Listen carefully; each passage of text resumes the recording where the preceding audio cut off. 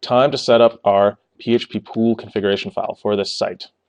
So, nano etc php5 fpm pool d. Remember, that's where we told PHP FPM that we would have our site-specific files.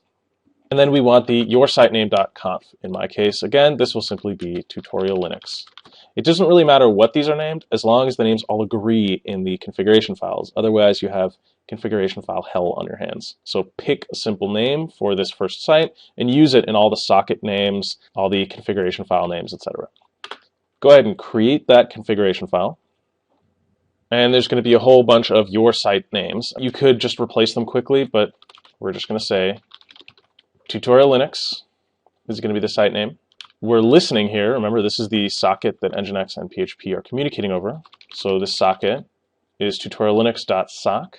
The owner is actually going to be our username on this system, and that will be tutorial Linux. That'll be the system user. The group will be www.data, and the permissions will be 660, so both owner and group can read and write. We're also adding just a couple extra options here. They're going to be useful for WordPress. So these are actually adding PHP options to all the PHP processes that will run for this site. We're allowing 25 megs for max upload file size. And that's just so that you can upload like large themes and plugins. Otherwise, you would get errors. So it's just a convenient thing. For this site, we're setting an error log of home, your username, which again is tutorial Linux in my case, and whatever your site name is in your case.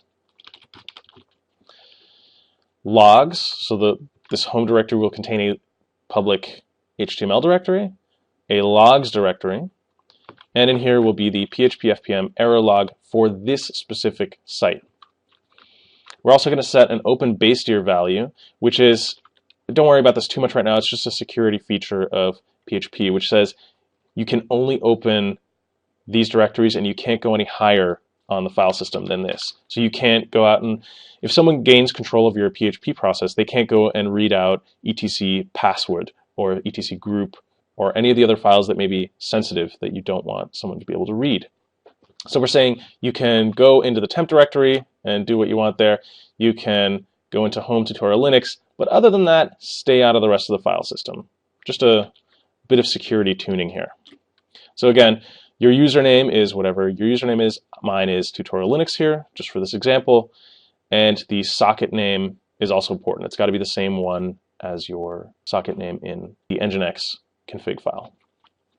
You can go ahead and save this. We're done here. And congratulations, we've got our site-specific pool configuration file complete for our WordPress site.